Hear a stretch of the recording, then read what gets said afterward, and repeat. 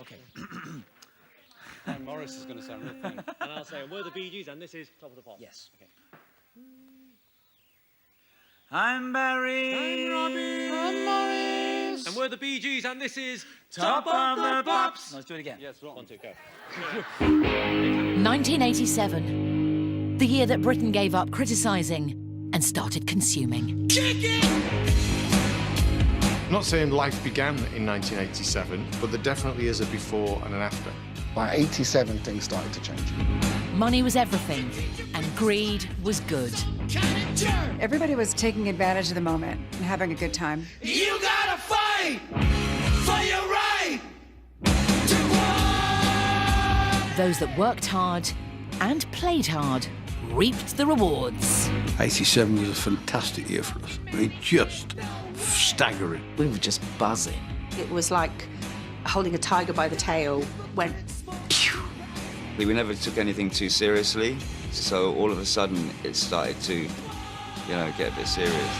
And if you were a player in the game of pop, there was only one place that you wanted to be. That's the gig. I came to be smart. It was wild, and most of it is a blur to me.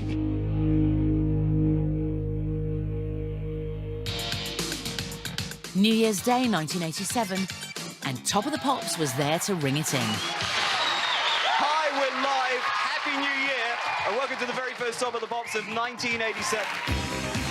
We didn't know it yet, but Britain was about to embark on a year of soaring prosperity. The Cold War was thawing, and old foes started a-loving. America and Russia had glasnost, and we started work on a tunnel to France, which would open up European trade and make us all rich. Optimism was in the air. The whole culture in the UK at the time was, you can do anything you want. Lifestyle was the buzzword of 87.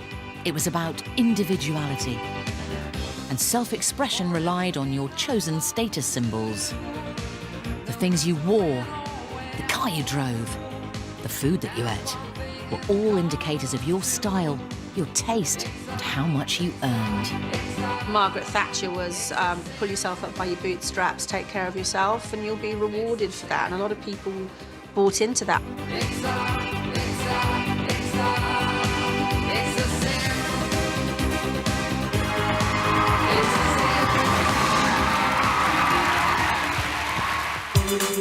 In 1987, anyone could be someone.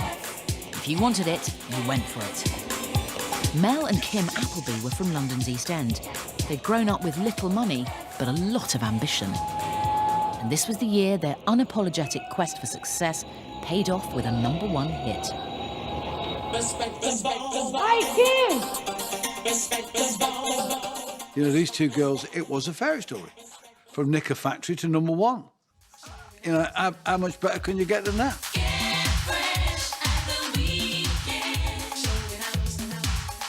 As 87 began, their debut single, Showing Out, was in its 17th week on the chart. I think the thing with Mel and I is what you saw is what you got. We never forgot where we came from, and we never tried to be something that we weren't. They were indeed fresh. Spirited, sassy, and with a bucket load of charm, Mel and Kim were the spirit of 87 for Messrs Stock, Aitken and Waterman. When they came here to meet us, I mean, we were the biggest producers at the time, they didn't give a monkeys. They didn't look as funky as we thought they were going to be. It wasn't what we were expecting. I'm not saying it brought street cred to Stock Aitken Waterman because they weren't about that anyway, but they made a record that was a bit more street and a bit cooler because the girls added that to it because they knew what they were about. They weren't being pushed around and told what to do and all the rest of it. Mel and Kim wore trousers, wore flattish shoes. They are girl next door. If you're a girl, you'll really look up to that, thinking they're not been forced to wear anything that they don't want to wear or sing anything they don't want to sing. Which is why certain publications could have caused a PR disaster when they cheekily published some old pics of Mel. Melanie had done some Playboy pictures in the past, before we were famous, and of course they press dug them out. And her attitude was just brilliant. She was just like, there's nothing I can do about it, but let's go and tell Pete. Mel sat in front of the desk and said, "Well, I've got to confess to you. You know, I've got a set of pictures coming out in a magazine. You know, and I did these some time ago. So I sort of said, are they sort of arty pictures?" And she went, "Yeah." And I went, "Are you completely naked?" "Yeah." "Oh. All I want to know is, are you on your own?" She went, "Yes." I said, "Oh, I don't care then." You used to do a bit of modelling, didn't you? I did, yeah. I've done it for about a year or so. Bit of page 3. Bit of page 3, yeah. How does this? It's different. It's wild. You keep your clothes on for this. Yeah, that's it. Yeah, that's the difference. She was just laughing. She just said, "It is what it is, Pete." And he just couldn't believe our attitude. East London girls. So, you know, it takes a lot to ruffle your feathers, really.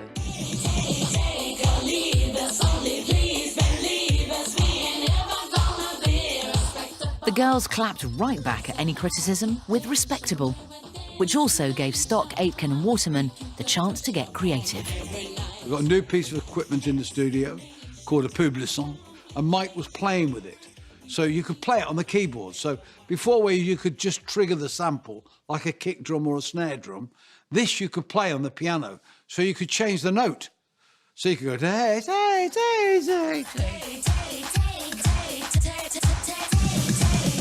The MD of the label we were signed to, he hated the tay-tay, tay-tay, tay-tay, tay-tay. And Pete was going to put it back to just tay, so there wasn't going to be a run-up to the chorus. The girls were in Holland doing a gig. It was the first time we were performing Respectable, so we hadn't performed it here in England at that time. And we went tay, tay, tay, and then by the second chorus, the whole audience was going tay, tay.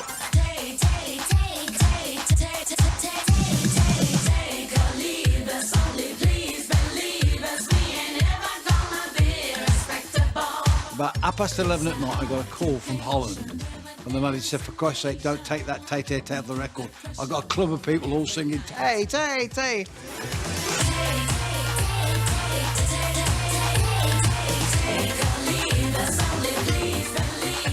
Respectable rocketed to #1 and bounced Mel and Kim back to the Top of the Pops studio. It was very nerve-wracking doing Top of the Pops. And I remember Mel and I hoping we weren't going to forget the dance routine.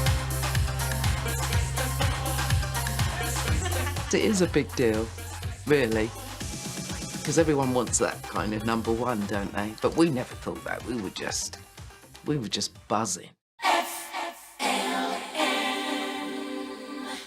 Their third single ostensibly summed up the good time mantra of '87 in fun, love and money. Though what FLM actually stood for was a little more vernacular. Fucking lovely, mate. Every 3 minutes, Mel would come up with fucking lovely, mate. How's this, Mel? Fucking lovely. And we went to the studio one day, and up on the monitor was FLM, and we turned to Mike and we were like, FLM? What does that mean? And he said, friggin' lovely, mate. And we went, well, we can't sing that on Top of the Pops. But they were clever. They made it fun, love and money. We were the Filofax generation at that point, so it was about credit cards, it was about mobile phones, it was on about the way money was changing things, the way that the whole of society was suddenly becoming very different. It was FLM, fun, love and money. If you're in confusion, here's the solution. Fun, love and money. Riding high on a hat-trick of hits, Mel and Kim's triumph seemed unstoppable. We went to the Montreal Pop Festival and we'd done our performance, which went really, really well. But we all went out to dinner and Melanie got up to go to the ladies and fell. And it didn't seem like a big deal at the time. She laughed and just shrugged it off. And it wasn't until we got to Japan that I then knew there was something seriously wrong. And then when we came back, she was diagnosed. And it's one of them situations where it all turns in front of your eyes, you know. I mean, because your health is the most important thing. We weren't melancholy about the whole thing. We were actually very positive. We've still got this energy. You know, this is a blip at the moment. What are we doing in the meantime? And we did. We wrote songs. And eventually you get to a point where, you know, we both knew. I think she knew and maybe didn't say anything, but I certainly knew that that she wasn't going to get better. You look back and you think, one of the brightest spirits I ever met in my life. Bravest people. Without a question, she was brave. For at least 15 years, I didn't want anything to do with Mel and Kim. But now I feel like I've made my peace. This happened and it was tragic, but look, this is what we did, and I'm here to fly the flag for Mel and myself. I mean, if you go in thinking you're a star straight away, I mean, that could really mess you up. Yeah. But we're very down to earth. I'm down to earth, you're cool.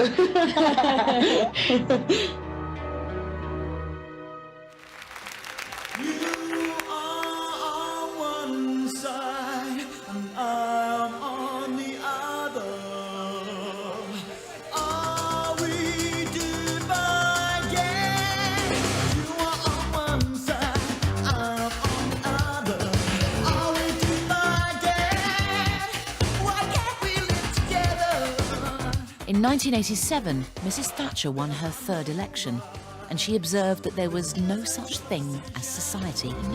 It was a remarkable period of change in Britain. You know, everyone's idea of the 80s is kind of yuppies and filofaxes, and you know, whilst that was true, of course, you know, you have to look at the counter side to that, which is the legacy of kind of Thatcher and what had been going on around the country.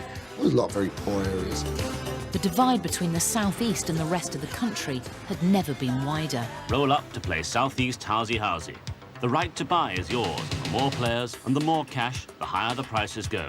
And the bigger the distance between the winners with a home of their own and the losers without one. Meanwhile, the trades unions were on the run. The year-long printers' strike ended in ugly scenes and mass sackings as the workers were replaced by computers. The police showed relentless determination to counter the violence. Abuse was shrieked and chanted at the police, while Mr. Rupert Murdoch's newspaper deliveries sped off unscathed. Pop still had the capacity for social comment, and Top of the Pops didn't shrink from sharing it. Call it new technology, and they use it to burn, and they show no concern. The strike's going on, technology taking over. We just thought we would write a song about what was going on and so many people losing their jobs.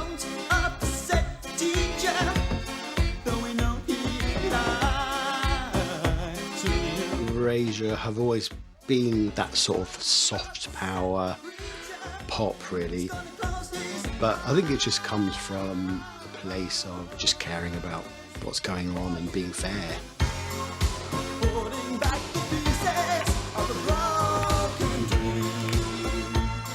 While the city boomed and income tax was lowered again, lots of folk felt a bit richer. And yet, 3 million were on the dole, and a lot of young people were jobless. They might not have had much cash in their pocket, but they had imagination. So much creativity came out of politically a dismal period. Arty types were doing their own thing. If the yuppies could please themselves, so could they. The capital turned into a hive of underground culture. And in London particularly, I think a sense of a kind of a renaissance of things. And so that whole world of style and music, the Face magazine was really, I guess, central to what was going on. You had this great outlet with the clubs. You go clubbing, you dress up, yeah, and it was relatively cheap to get into a club then. I remember Crazy Larry's was Tuesday nights. Wednesday nights, it was the Café de Paris. Thursday nights, it was the WAG. Friday nights, we were at the Astoria. And Saturday nights, we was back at the WAG. We had a couple nights out. Yeah. I don't think there's many people I haven't had nights out with, to be honest. I probably have had nights out with everybody in the top 10. It just felt great. You just forgot it all. Once you were in the clubs, you forgot what was happening on the outside world and you were in your own world. You know, it's where people go and show off their clothes, meet their friends, play pool, get drunk, dance.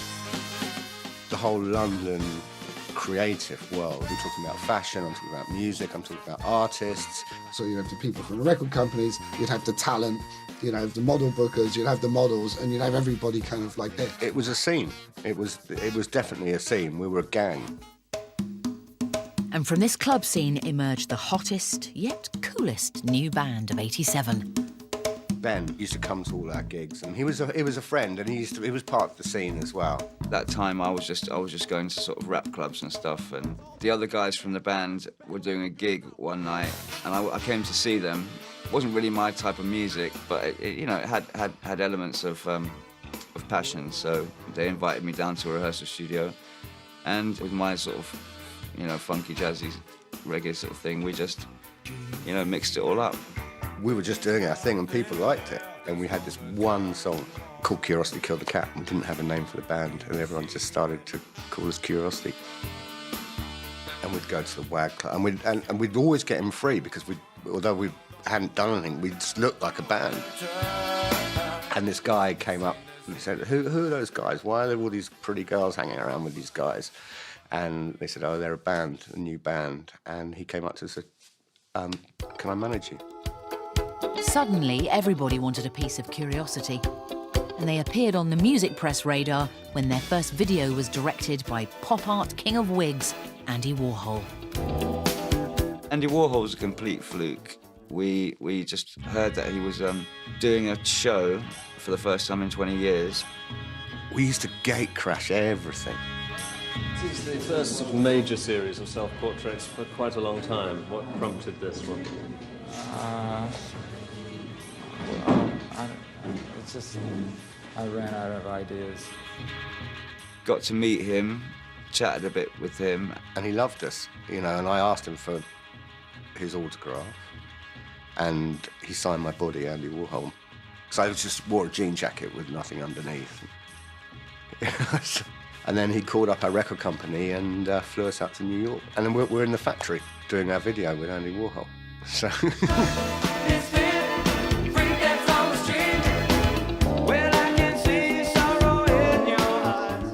We didn't even have a sound person, so Andy Warhol carried a tape recorder to lip sync to. It was crazy, it was really crazy. One of these sort of magical things that used to happen to the band. Andy Warhol, he was really cool. He'd get us on the guest list for Ariel Studio 54, and he'd kind of just give us, he'd go, $300, go on, have a good time. But Misfit misfired. It wasn't the signature jazz funk the Curiosity fan base admired, and it crash-landed way wide of the chart. We had to go to the head of A&R and say that we wanted to release Down to Earth, because a lot of people liked it. They warned us that if it flopped, then it would be on our own heads, and you know, we'd obviously get drops after that, whatever. And it just started climbing, much to the record company's surprise. Watch out for this band, they're going to be megastars. Making their debut on Top of the Pops with a song called Down to Earth, here's Curiosity Killed the Cat.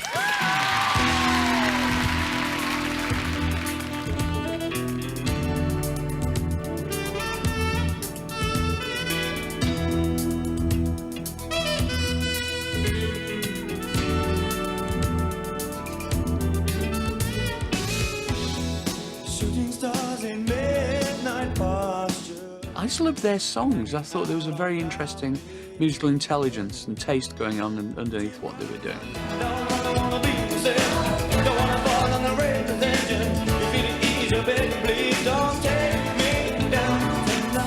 And he had that kind of louche, I'm a clubber, you know, you can never be as cool as me. And he always dressed great, and the hat. And the way he moved was always really cool. One of the things we loved most about Ben was his dancing. When I'd come up with a new groove, I used to always go, man, can you dance to that? Can you dance to that? And he'd go, I can dance to it.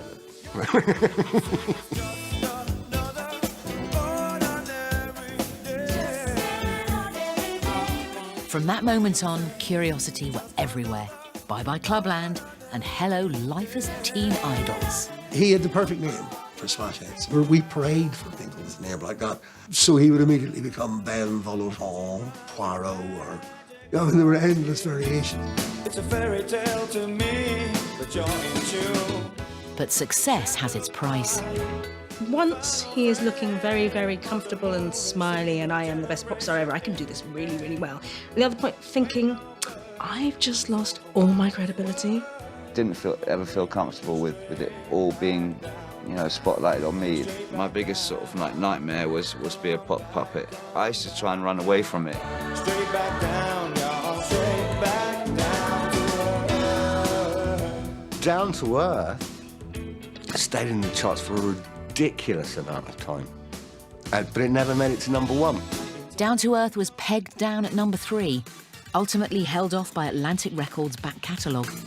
Percy Sledge's re-release for that year's Levi's ad, and Ben E. King's Stand By Me, which was doing double duties as the theme for River Phoenix's movie, and yet another Levi's ad.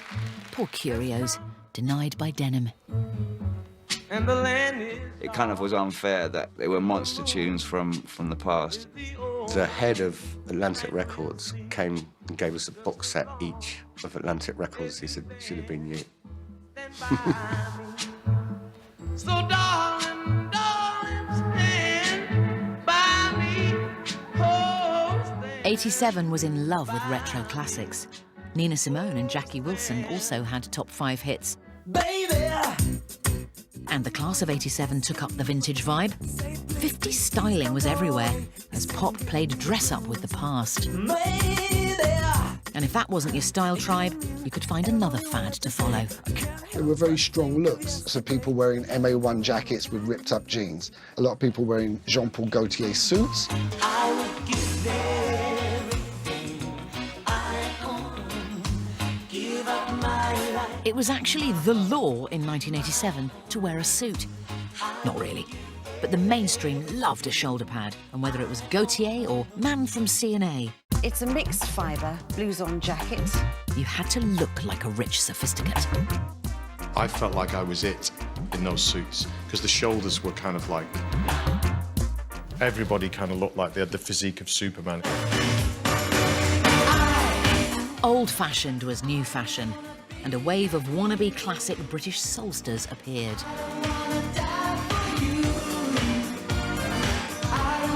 But it was an American idol that looked like he'd wandered straight from the 60s and into television centre that was the breakthrough of the year. The artist formerly known as Terence Trent D'Arby. Or rather, would you care to dance, grandmother? First thing that comes to mind is walking through Soho with him, and he was such a beautiful human being that all the girls would look at him as we walked past, and I was invisible. He was just beautiful, and he could do the splits. He could sing and do the splits. That is a hard thing to do.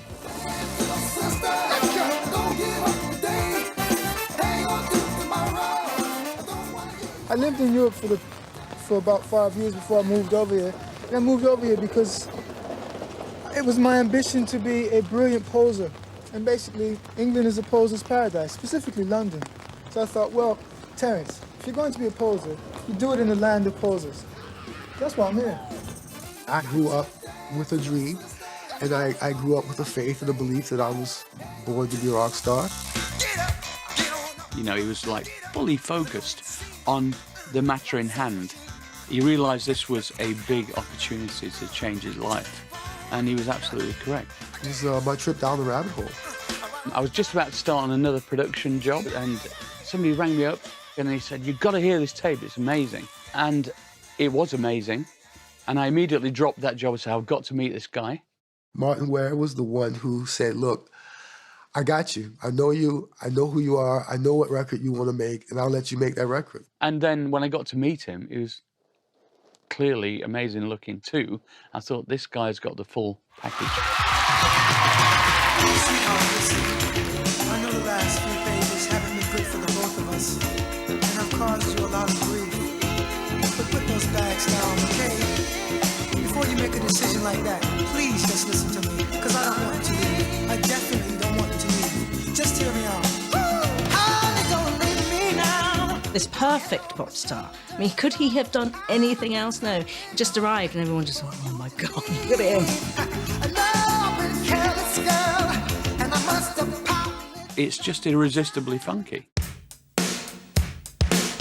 An engineer literally just pushed a button on the drum machine to see if it worked. And I heard this drone, and doom, da, doom, da, doom, doom. I said, what's that? And he said, what the fuck you mean, what's that? That's like, we're just setting up the stuff. I said, give me 15 minutes. And so I went into my room.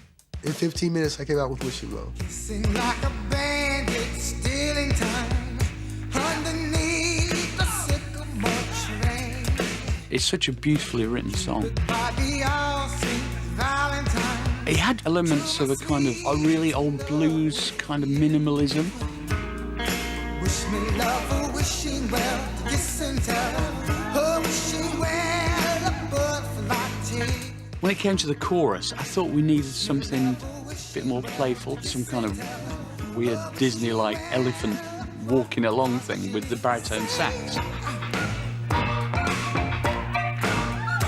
So this all together, it was a really spicy mixture. But that changed his life, you know, that particular song. The album, introducing the hard line according to, was released in July and blew the critics away. It spent 9 weeks at #1 and went on to go platinum 5 times over. Everybody had that record. I mean, everybody. He was a genius, and that album is one of the best albums ever. He was being pursued by the paparazzi a lot. It's quite fun. It's sort of, you get bored and you figure, what can I do today? So you figure, well, I've got a good quote, you know. Why don't I just wind up the press some more? It's quite fun. There was certainly a degree to which I used to hear criticism about being chauffeur-driven in Daimlers. You know, it's too early for him. It's too early. It's going to spoil him. Well, no, that's the gig. I came to be spoiled.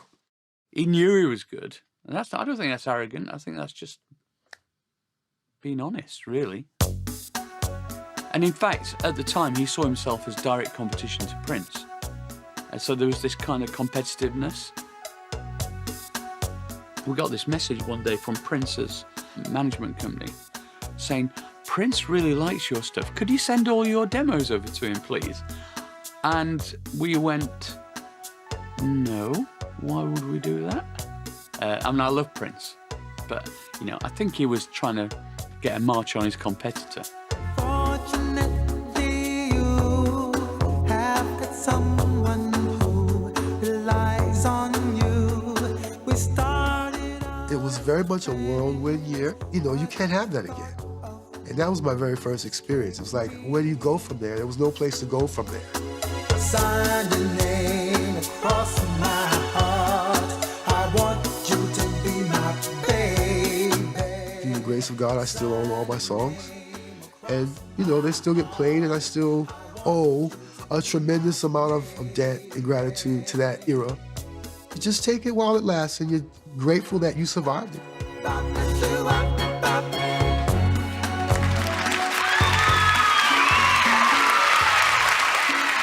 Got my mind set on you. I got my mind. 1987 also saw the grown-ups coming back through the door to show they were in it for the long haul and give all the youngsters a lesson in longevity. It became clear that the 60s survivors who'd been in hiding since punk were back for good. You had this weird revival of what you would now call heritage acts, I suppose. Established pop stars, people who had had a second lease of life, if you like, because of Live Aid. And some special guests on Top of the Pops tonight. They've literally come in at the end of the Top of the Pops before getting into a police car and going to Wembley Stadium. Would you welcome Genesis, please, to Top of the Pops, gentlemen? The record industry is deeply conservative, and it quite likes artists who are going to make albums which it can sell worldwide.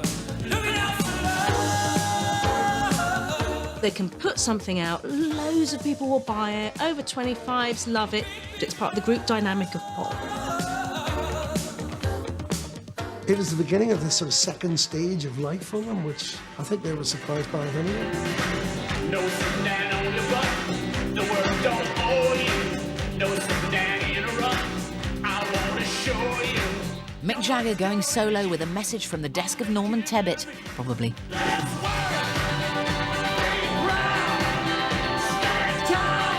Amazing how the oldies were so on message this year.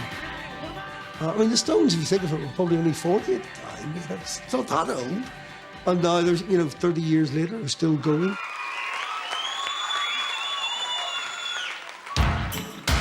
And then there were those ageless veterans that this year became the first band to score a UK #1 hit in the 60s, 70s and 80s.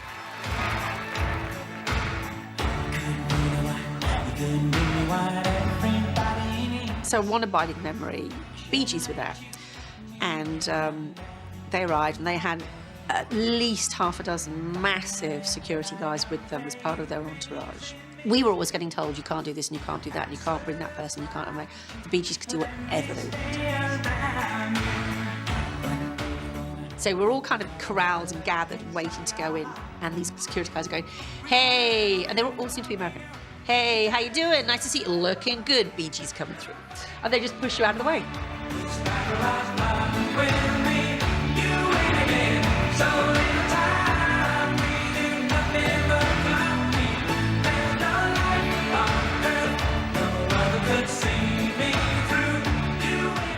And they go, hey, looking good. Nice jacket. Can't wait to hear your song. Bee Gees coming through.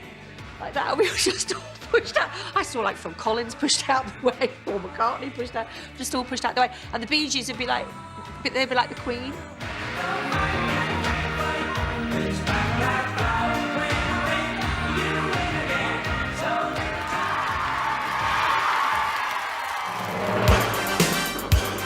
It was like the 60s all over again.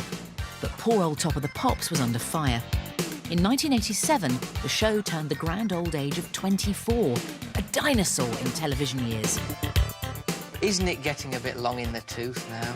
No, of course it's not. I mean, Headman Michael Hurl was had up in TV studios left, right and centre to defend the BBC brand.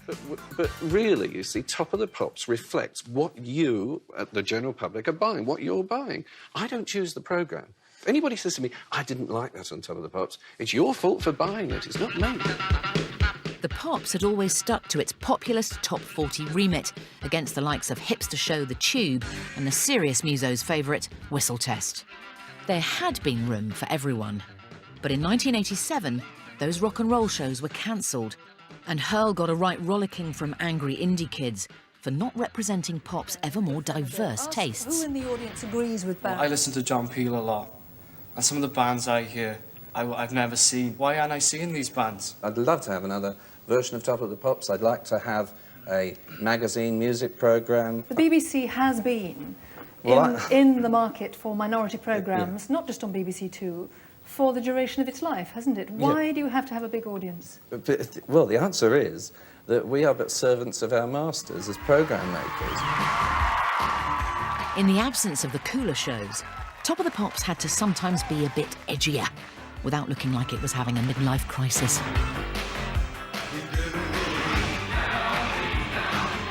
There were handheld cameras to get us right in the face of the action. Yeah, back off a bit. Out went the cheerleaders, and in came an enthusiastic dry ice machine. And those state-of-the-art 80s graphics.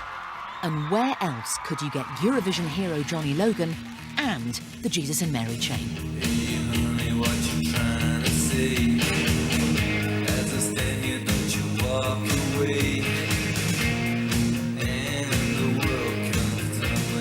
It gets polarised. We have quite alternative music. So you've got Jesus and Mary Chain, and you've got Aitken and Waterman.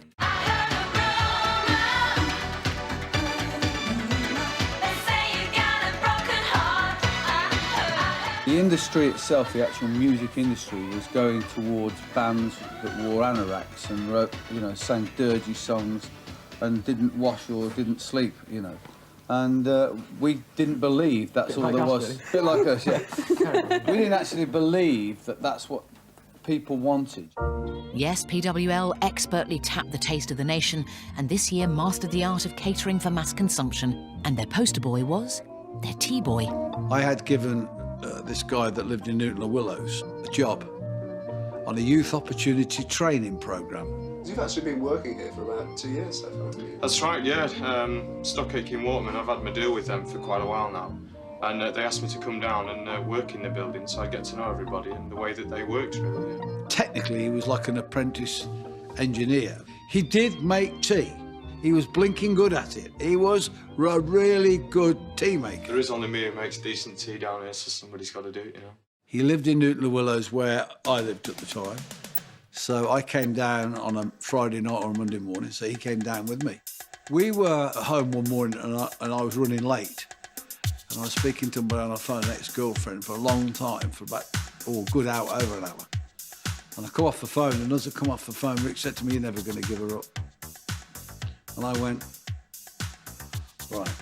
Certainly Never Gonna Give You Up was written for me, and it was written for me from a lyrical point of view that it would hopefully be believable from a guy who looked about 11 years old and singing that song for a sweetheart.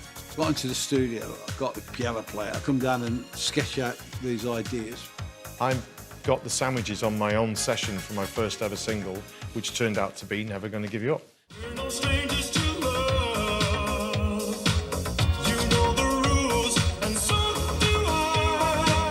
I remember driving up listening to Capital Radio, and they played Rick Astley's Never Gonna Give You Up, which was amazing because they hadn't got a copy.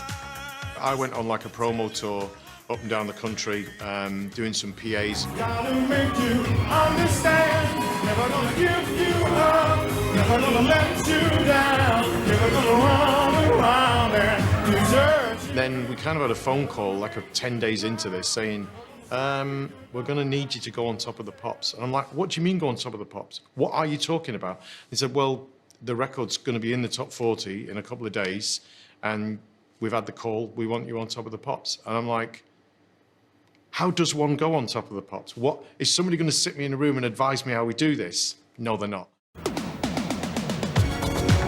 I always knew with Rick Astley, and I always knew, and this is not an exaggeration, this is truth, I always knew when Rick Astley appeared on Top of the Pops, we wouldn't need to worry ever again.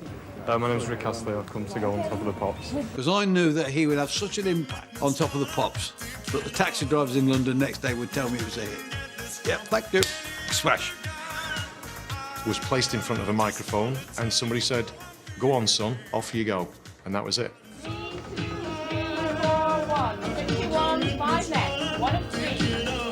And I'm just looking round going, okay. Now, you take a combination of Newton-le-Willows, also Stock, Aitken and Waterman, and a guy called Rick Astley in a song called Never Gonna Give You Up, and you have a hit. Have a look at this. First time on Top of the Pops. It's superb.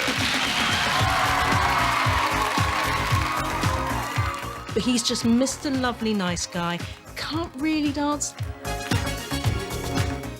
It's not dancing, it's just pure fear. Part of the appeal of Rick Astley was he reacted to stardom in the way anybody would react to it who'd been working as a T-boy. Just thrilled, bewildered, baffled. It's real A Star Is Born stuff, isn't it? I still think I can't understand what they're going to see in some red-haired lad from the north, as I put it, but yeah, I think I'm gradually getting used to that, yeah. I was framed, if you like, as this boy next door who's a nice lad and your mum wouldn't mind her daughter meeting me. And once that's happened, it's sort of impossible to change it. You've been typecast and thrown into a role, if you like. Never Gonna Give You Up was the biggest selling single of 1987 and made Rick a millionaire. In lots of ways, don't get me wrong, I'm unbelievably grateful for the way that record took off. But in a way, it would have also been quite nice to have had a top 10 to put your foot in the water and just kind of say, what is going on? How does this work? But it didn't really happen like that. And I don't regret it because it's been amazing and it's been really good to me, that song, ever since. Good afternoon to you. Earlier on today, apparently a woman rang the BBC and said she heard that there was a hurricane on the way. Well, if you're watching, don't worry, there isn't. In 1987, Britain was certainly battered. All year, the headlines made for tragic reading. And in October, the great winds lay waste to the southeast. The financial bubble burst in the city and the stock market tumbled. No need to run and hide. It's so wonderful, wonderful life. No need to laugh and cry. It's so wonderful, wonderful life. In a desolate landscape of news, music became an ever more important distraction for the youth. Energy, Lust for Life and A Rebel Yell were required. And the call was answered by hip-hop and the Beastie Boys. These three young men, nice Jewish boys from New York, are the latest example of music business hype. A choreographed brawl, a stanza of swear words, coupled, of course, with insulting the press, is enough to guarantee the kind of publicity that sells records. MPs tried to ban them from British soil, but there was no stopping the naughty blighters. I think it's a shame that you have to write articles and make up lies to sell your papers. Because it's really stupid. The Beastie Boys brought a refreshing breath of foul air, but Britain's homegrown trailblazers upped the Americans' ante, mixed all the metaphors, and knocked it out of the park. Pump up the volume. I remember seeing that on Top of the Pops and thinking, oh, we're on the kind of cusp of bringing breakbeats and hip-hop into kind of a more mainstream perception. Cult indie label 4AD were known for dreamy, jangly guitar bands rather than dance music. DJ Dave Durrell had been working with Colourbox's Martin Young on musical stings for the launch of MTV Europe, and this was the genesis of the biggest dance floor tune of 1987. Martin called me and said, let's do a much longer version of what we've been doing in the studio for MTV. When it comes to getting the right person to man the decks, it was without a doubt Chris. Chris brings the chops. Chris was the UK champion. He rang me and told me about this project to come down and do some scratching. The same day he's purchased Eric B. and Rakim's I Know You Got Soul. Eric B. and Rakim, who were already legends within the hip-hop scene at that stage, their new album was hugely anticipated. I was waiting and going in religiously every day to try and get the first 12-inch, and I think it was pretty much the first 12-inch in the country. Took the record out, and then on the B-side was the a cappella, which was just, you know, Rakim rapping, and we were like, okay, this is a gold mine. It's been a long time, I shouldn't have left you without a strong rhyme to step to. Think of how many weeks shows you slept through. Time's up, I'm sorry I kept you thinking of this. You keep repeating your miss the rhyme from the microphone solo with. So you sit by the radio, hand on the dial soon. As you hear it, pump up the volume. Obviously back then you could sample, you know, snippets. I think SB12 had 12 seconds and that was it. It was the early days of sampling, you know. People had had the facility to sample for a few years, but suddenly, you know, machines like SB12, etc., allowed more access at an easier price. The machines before that cost thousands. Brothers and sisters! We're making a song out of other people's records. We're making lyrics like, you know, brothers and sisters, pop up the volume, you're gonna get yours. CJ and me, I think, probably kind of brought the majority of the elements to the story, and those are the things that you would kind of immediately associate with the record. We talk about samplers, but most of the stuff you hear was straight off the turntable. I was playing a Muslim praying album, and it just kind of sounded in key. I sped it up from 33 to 45. And I dropped it in, and it sat perfect. I think it was quite random, actually. It's not even a new thing, it's collage. You know, when we came out with it, we were walking into a sea change legally. But using a sample from stock Aitken and Waterman's Roadblock did not go down too well. We had a good lawsuit, yeah, good lawsuit. You know, everybody denying everything. No, not me, governor, not me, governor, yeah, right. But we ended up copping quite a lot of money towards Great Ormond Street Children's Hospital, and that's a great cause, so. Pump Up the Volume was a club smash, and it was picked up by Radio 1. They're club music, but it's a great pop song, even though it's a dance track. It's a great pop song, and worked brilliantly on the radio. Well, then it was kind of, I guess, Top of the Pops phoning up and saying, do you want to be on Top of the Pops? You're #1. Well, they'd been on ITV's The Roxy. Dear old Top of the Pops was a no-brainer, right? No way. Well, yeah, I was opposite. I wanted to go on Top of the Pops. The dynamic DJ duo didn't make a lot of money from their monster hit. Still, it's not all about the filthy lucre, eh? It'd be great to get that gold record from the US sometime, guys. Send Chris and me one. Oh, sorry, but I've got one. Haven't you got one? Oh, didn't you get one? You must have got one. It's hanging in the toilet. Really? Yeah. I'm so jealous. See what you've done here. Pump up the volume, dance, dance. Mars weren't the only ones who didn't turn up for Top of the Pops. The biggest acts of the year, MJ, Madonna and Prince, bestrode the charts as pop giants and lobbed Top of the Pops the video when they could be bothered. Michael Jackson is there at #1. We couldn't get a video. Nope. I asked for the video. The producer asked for the video. He wouldn't give us one. Even I asked, I couldn't get. Never mind. This is Spaniard. Call me Toodaloo. Bye, bye, bye, bye, bye, bye.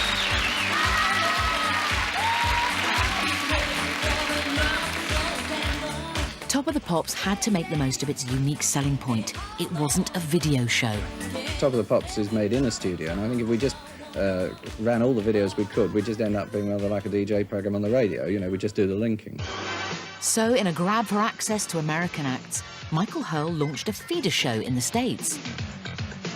Stay tuned for the American premiere of Top of the Pops. It was co-hosted by Nia Peoples, who to this day I've never met, even though I co-hosted the show with her. I'm Nia Peoples, and welcome to Top of the Pops.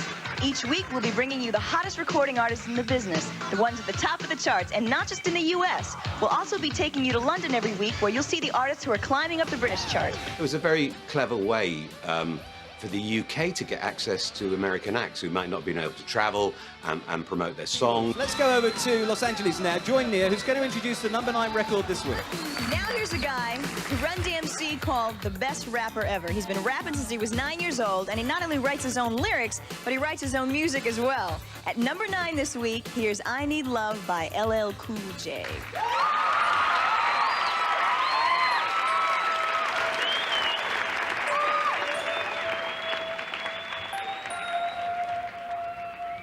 When I'm alone in my room, sometimes I stare at the wall, and in the back of my mind, I hear my conscience call, telling me I need a girl who's as sweet as a dove. For the first time in my life, I see I need love. And it was a great promotion, don't forget, for UK artists in America, you know. Rick Astley's been #1 for the last 5 weeks. Will he still be #1 this week? Let's have a look at this week's British Top 10. I had all these huge dreams that, you know, I'm going to make it big in America. Top of the Pops, the biggest music show in the UK, finally hits the United States.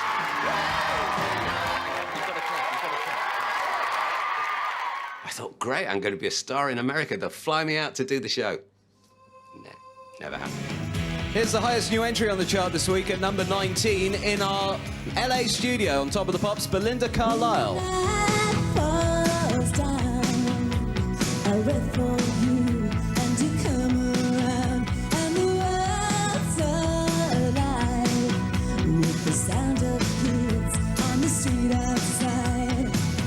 The USA show did its job. Without it, we might never have seen Belinda Carlisle. Already a star stateside as a member of new wave girl group The Go-Go's, but unknown to a wider British audience.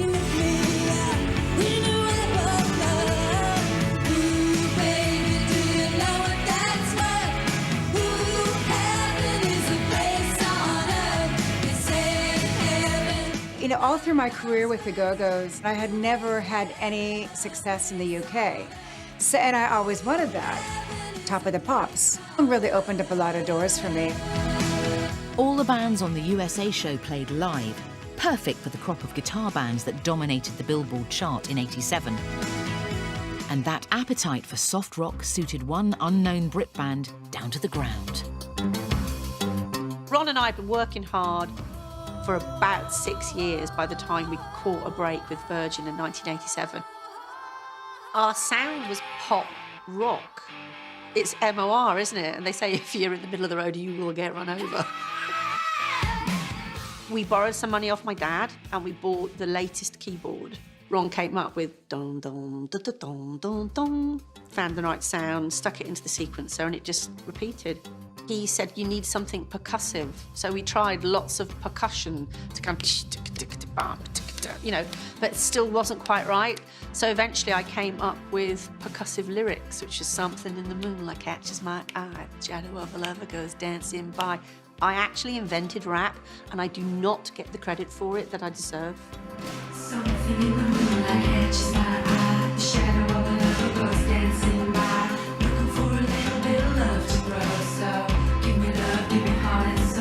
it went in just inside the top 100 and straight back out. And we were just devastated, and we thought it's all over before it's even begun. The music business is a cutthroat business. So many bands get dumped after their first single. Fortunately, Heart and Soul was picked up by British brand Pepe for an ad campaign in the States. The Jeans Genie worked its magic, and the single started to climb the US Billboard chart. And everybody followed America's lead. So you had a big hit in America, and it just jettisoned out across the rest of the world. And so it gets re-released back home. But when then we got the call for Top of the Pops, I think I nearly had a heart attack. I just couldn't believe it. Top of the Pops was a box I had to tick. You know, we've got to get on Top of the Pops, and then my dad knows I've got a proper job. And my school friends are going to watch it, and that girl that bullied me is going to see it. Everyone was going to see you on Top of the Pops.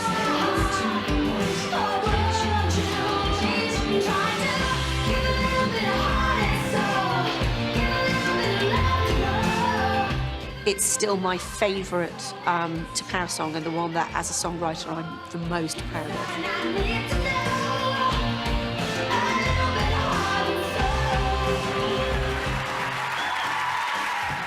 Ronnie and I had been working on a ballad. Ron had got all the chords on the piano, and I'd watched a documentary on Mary Shelley writing the Book of Frankenstein. I was very inspired by her story. So she writes a piece of pulp fiction. She's age 19. She's married to Percy Shelley. That book caused a lot of problems in their set. So I found it a multi-layered, fascinating story. We wanted to tell that story. It was a theme she had on a scheme he had, told in a foreign land, to take life on earth to the second birth, and the man was in command. China in Your Hand was the 600th single to go to #1 in the history of the UK chart, and it stayed there for 5 weeks. The chart position's 43 in 1951, and that was the security code to our alarm in our house. Don't push too far, your dreams are China in your hand. Don't wish too hard, because they may come true, and you can't help them. You don't know what you might have said upon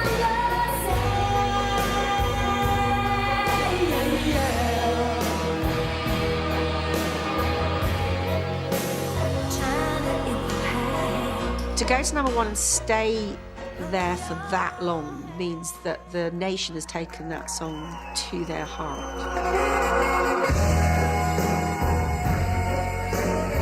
It was November. We were getting possibly hopeful it would stay hang on till Christmas. But T'Pau were just one of the runners and riders in an epic tussle for the tinsely top spot. Yeah, the fight for Christmas #1, 1987. Christmas is a nuts kind of time in the UK. You know, they still have that thing about the Christmas #1. It's like being crowned. It's like winning the year, being Christmas #1. Yep, it was a doozy.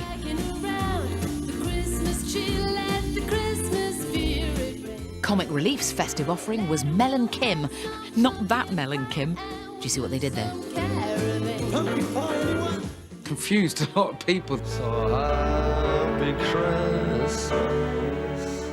I love you, baby. There was the debut of a pop hymn from unlikely choristers The Pogues, with Kirsty MacColl as their saving grace. Every time someone puts that on around Christmas time, everybody sings along to it. It's never been naff. They captured something when they made that record.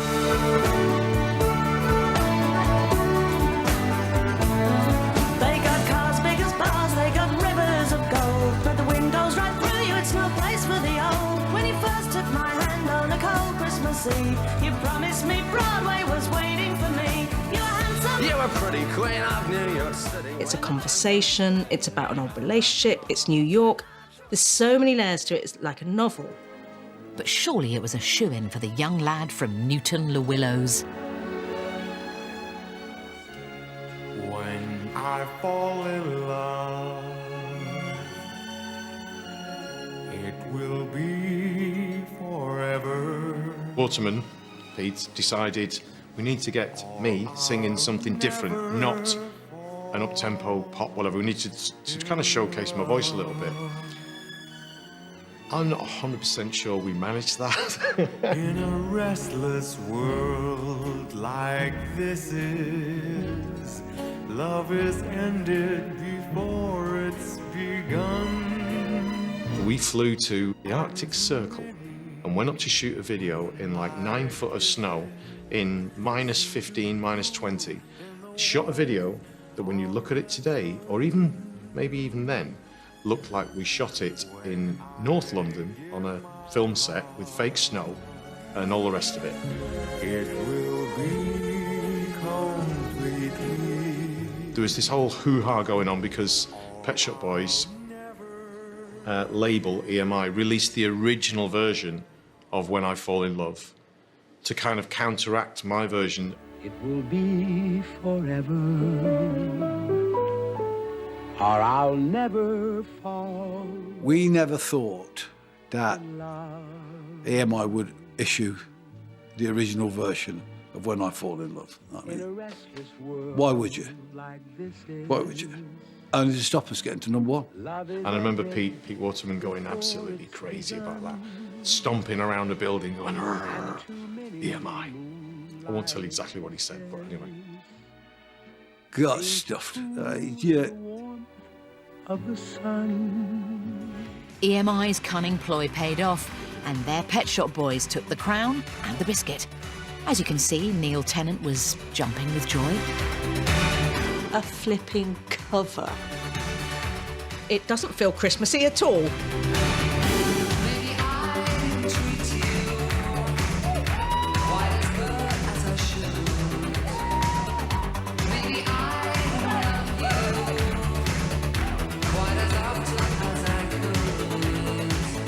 The Pet Shop Boys were synth pop.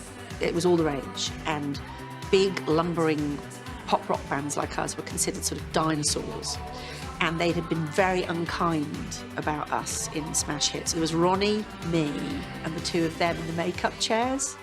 Awkward!